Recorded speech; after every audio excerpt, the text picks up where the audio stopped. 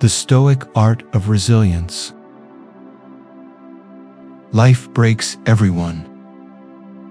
Dreams collapse. Plans fail. People leave. Storms come. The question is not, will you fall? Because you will. The question is, will you rise again? Welcome back to Stoic Wellspring, where ancient wisdom shows us how to turn wounds into wisdom and how to walk unbroken through life's storms. Why resilience matters. This reflection is not about avoiding pain or pretending life is easy. It is about resilience, the Stoic strength to stand again when you have been knocked down, to rebuild when life has torn you apart, to walk unbroken even when wounded. Right now, we'll explore 8 lessons in resilience from the Stoics. Lessons that transform setbacks into teachers and suffering into strength. Part 1. Resilience begins not by denying the fall, but by accepting it. The first lesson of resilience is this: accept the fall. Too often, when life knocks us down, our pride resists reality. We say, "This shouldn't have happened to me." But Stoic wisdom begins with agreement. Yes, it happened, and I am still here. Marcus Aurelius reminded himself in his meditations, "Do not act as if you were going to live 10,000 years. Death hangs over you. While you live, while it is in your power, be good." His point: falls are inevitable. Time is short. Clarity comes when you face this, not flee it. Epictetus, born into slavery, told his students in the Discourses, "Remember that you are an actor in a drama, of such a kind as the author chooses." His fall was not chosen, but his acceptance gave him strength to play his role with dignity. Seneca, in his letters to Lucilius, wrote, "What need is there to weep over parts of life? The whole of it calls for tears." He was not despairing, but realistic. Life is full of falls. To deny this is to deny life itself. Imagine a boxer. Every fighter is hit. Some fall. The weak deny it. It wasn't a real knockdown. The resilient accept it. Yes, I fell, but I rise again. Strength begins with honesty. In modern life, the fall may be a broken relationship, a lost job, a failed dream. To deny it is to stay stuck. To accept it is to open the door to resilience. Acceptance is not surrender. It is the first step to rise again. So practice this. When you fall, say simply, "Yes, this is my fall." Do not waste energy in denial. Save it for the rise. Part 2. Learn from the wound. Every wound carries a lesson. Resilience means listening to it. The second lesson of resilience is this: learn from the wound. Pain is not only suffering, it is information. Every cut, every bruise, every scar has something to teach, if we have the courage to ask, "What is this trying to show me?" Marcus Aurelius wrote in his Meditations, "The impediment to action advances action. What stands in the way becomes the way." For him, the wound was not a wall, but a doorway, a force that redirects us into growth. Epictetus, in the Discourses, told his students, "Difficulties show men what they are." Pain, for him, was not random cruelty. It was a mirror, revealing character. Seneca, in his letters to Lucilius, reminded, "Fire tests gold. Suffering tests brave men." The wound is the fire. If we endure it, it burns away weakness and leaves behind resilience. Imagine a broken bone. At first, it hurts unbearably. But once healed, the bone often grows back stronger at the break. So too with the soul. A wound, if reflected upon, becomes the very site of strength. In modern life, wounds take many forms: betrayal, failure, rejection. The temptation is to bury them, to pretend they never happened. But resilience comes not from forgetting wounds, but from learning them by heart. So practice this. When pain strikes, do not only ask, "How do I escape it?" Ask instead, "What is it teaching me?" For resilience is not the absence of wounds, but the wisdom gained from them.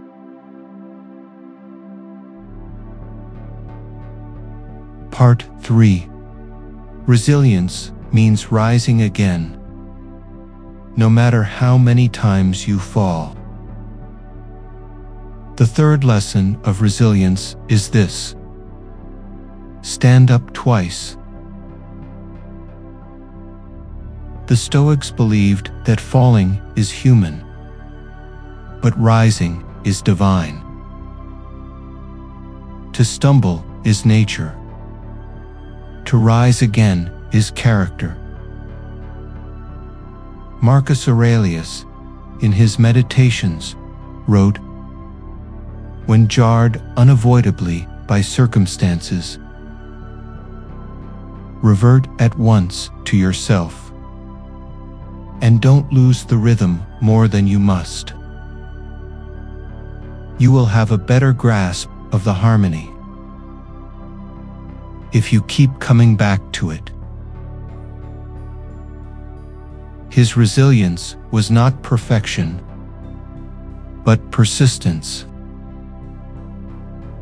Epictetus, in the Discourses, encouraged his students, "If you fall, rise again. If you are beaten, endure." For both strength and freedom are tested by persistence. Seneca, in his letters to Lucilius, wrote, "It is not that we are given a short life, but we make it so.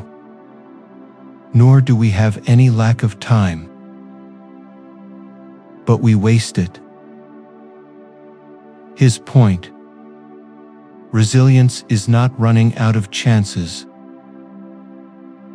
but wasting them by refusing to rise again.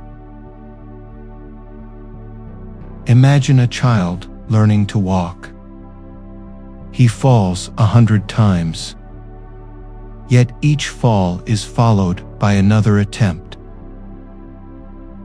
Soon, the falls are forgotten, and only walking remains.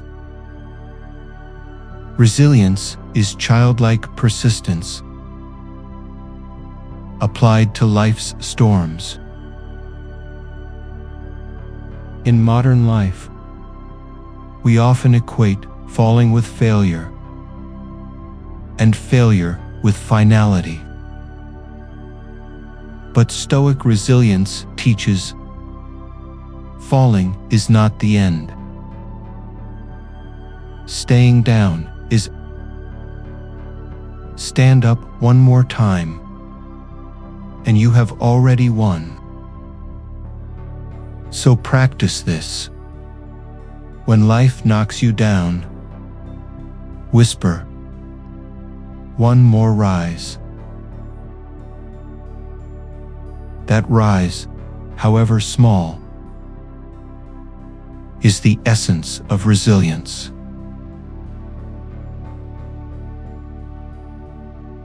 Part 4. Control what you can. Resilience grows when you stop wasting energy on the uncontrollable. The fourth lesson of resilience is this: control what you can. Chaos is endless, but your strength is not. If you waste it on battles you cannot win, you will have nothing left for the battles you can. Think of the weather.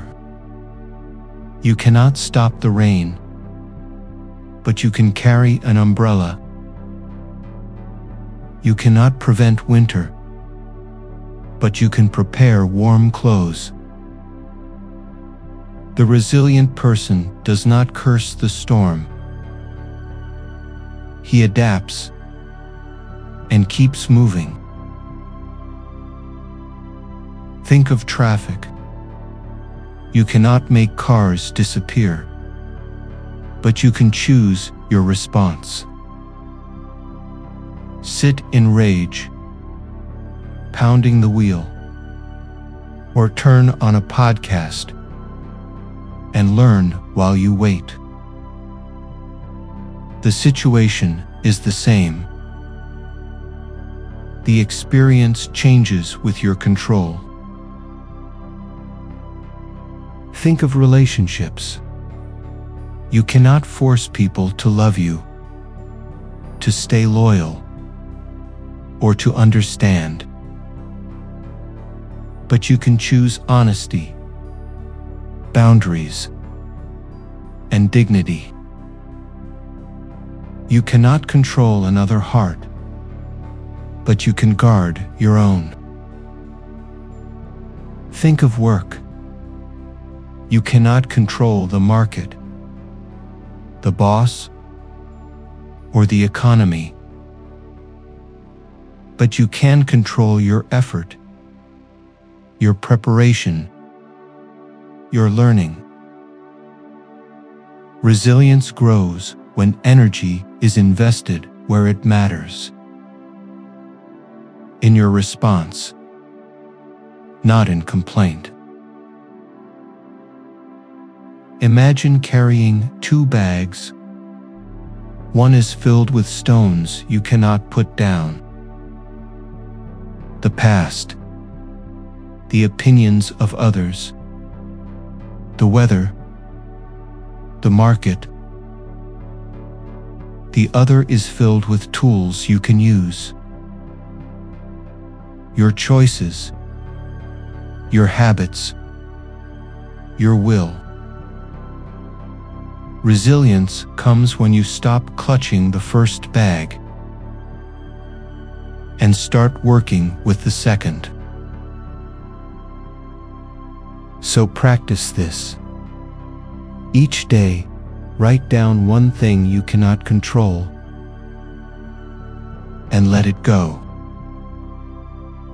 Then write down one thing you can and act on it. Over time, this shift builds resilience because your energy is no longer wasted. Part 5. Endure with patience. Resilience is not only strength, but patience, the ability to outlast pain without breaking. The 5th lesson of resilience is this: endure with patience. Many people imagine resilience as dramatic, rising like a hero after disaster.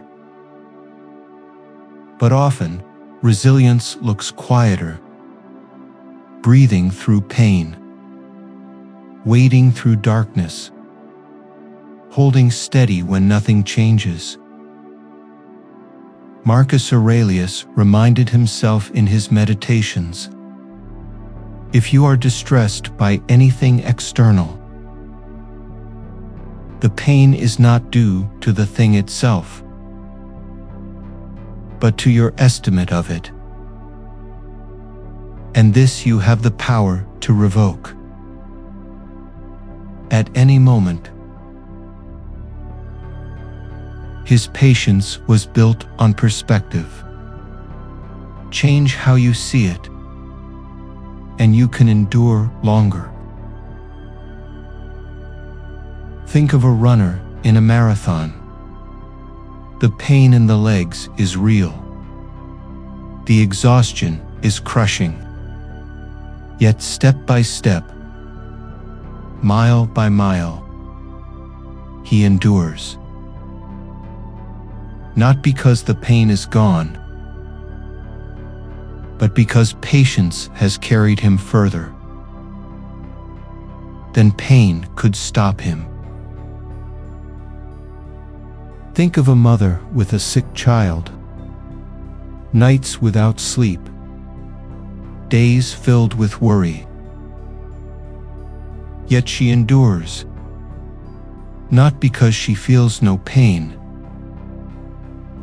but because her love gives her patience.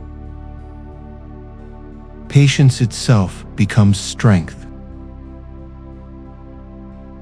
In modern life, patience might mean enduring a season of uncertainty in career, or waiting through months of recovery after loss, or quietly persevering in a project no one else believes in. Resilience is not always loud or visible. Sometimes it is the invisible patience that carries you when nothing else can. So practice this. When struggle feels endless, do not ask, when will this end? Ask instead, how can I endure today? For resilience is not measured in years, but in today's patience.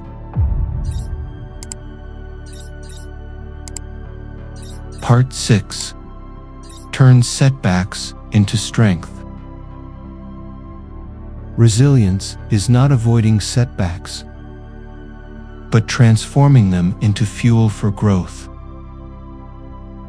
The sixth lesson of resilience is this: turn setbacks into strength. A setback is not the opposite of progress. It is part of it. Each obstacle faced and endured adds weight to your character, as training adds weight to muscle. Marcus Aurelius wrote in his Meditations, "The impediment to action advances action. What stands in the way becomes the way." This was his reminder. Obstacles are not barriers, but pathways.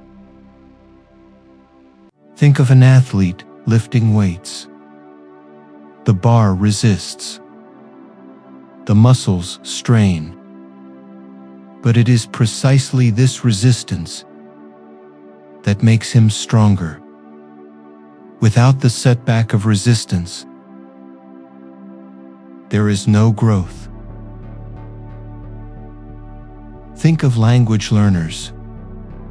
They stumble over grammar, forget words, mispronounce sounds. Yet each mistake becomes part of fluency. Without setbacks, mastery is impossible.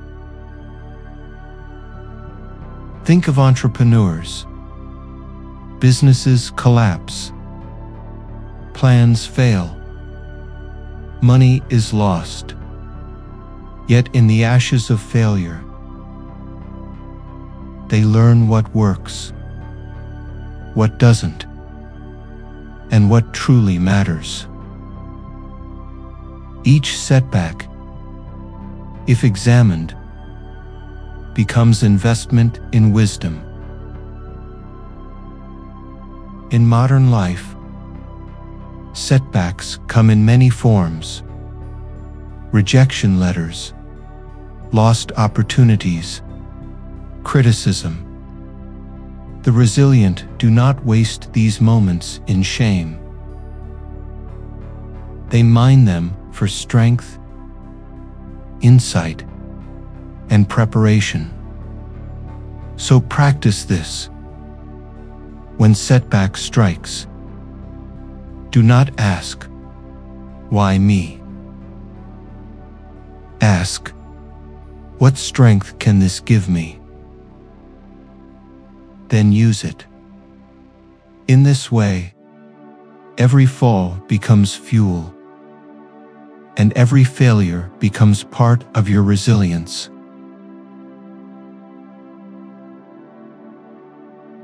Part 7. Find strength in community. Resilience is multiplied when shared. Even Stoics knew the power of fellowship. The seventh lesson of resilience is this: find strength in community. Though Stoics often emphasized self-mastery, they also recognized that no one stands alone for long. Even the strongest soul is strengthened by fellowship.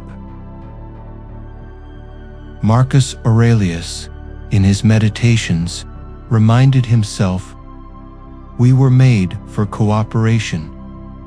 Like feet, like hands, like eyelids." Resilience for him was not solitary stubbornness, but harmony with others. Think of a soldier in battle. Alone, his courage may falter, but with comrades, he endures longer, fights harder, and stands taller.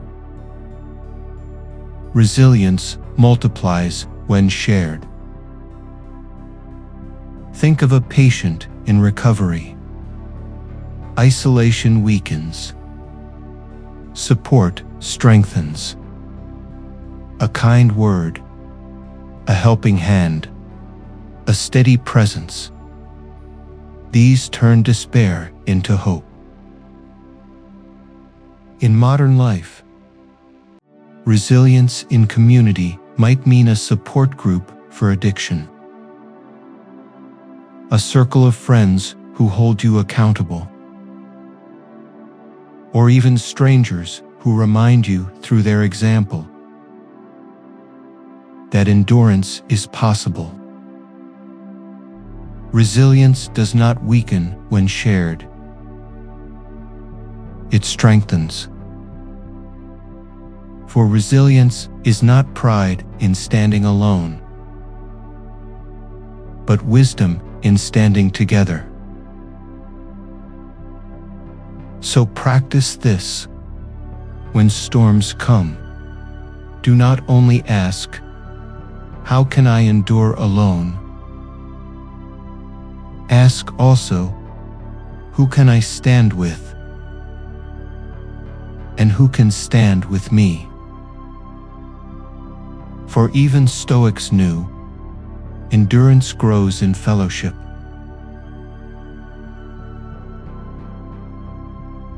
Part 8. Walk unbroken. Resilience is not about avoiding scars, but walking forward with them, unbroken in spirit.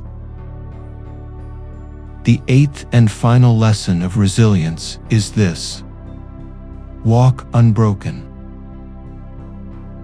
Resilience is not about erasing pain, avoiding scars, or pretending nothing happened. It is about moving forward carrying the marks of life,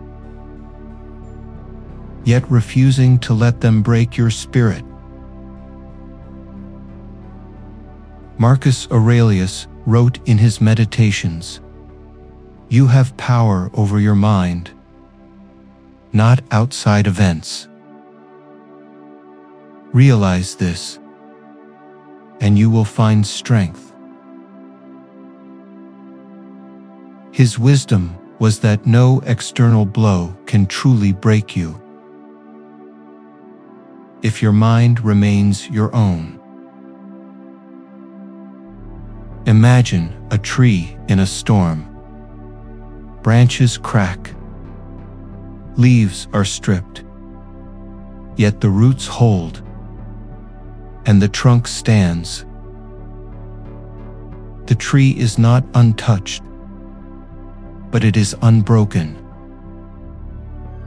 So too with the resilient soul. Think of veterans who return from war. Bodies scarred, minds marked. Yet many go on to serve, to lead, to inspire. Their scars are not signs of defeat, but badges of endurance. In modern life, to walk unbroken may mean living after heartbreak without bitterness, pursuing new goals after career collapse, or choosing joy after grief. Resilience is not a single act, but a way of walking, carrying scars as symbols, carrying losses as lessons, carrying wounds as wisdom. The body may be marked, but the spirit stays whole. So practice this. When you look at your scars, whether on skin or in memory, say, "These are proof that I walked through fire, and I am still unbroken." This is the Stoic art of resilience.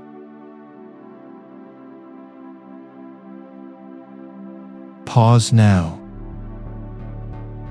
Let silence settle, like dust after the storm. Ask yourself, what wound have I been hiding? And what strength could it hold if I faced it? Which fall in my past is still waiting for me to rise from? In this stillness, see your scars not as shame, but as scripture, proof that you suffered, endured, and yet remain. The storm will return, but if you walk unbroken, no storm can end you.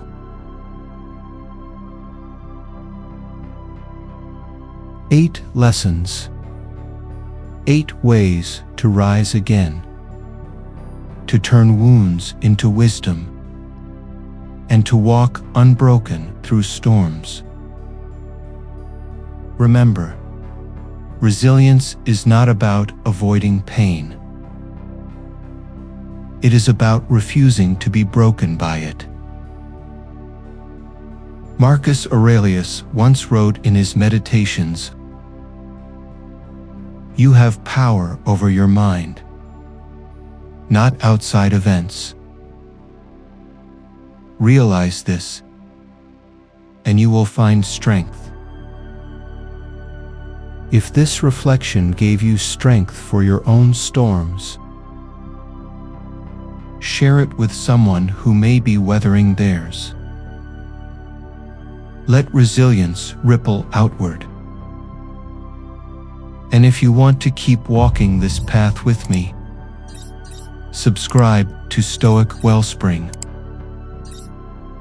Each week, we grow steadier, wiser, freer together. In the next reflection, we'll explore the Stoic practice of clarity,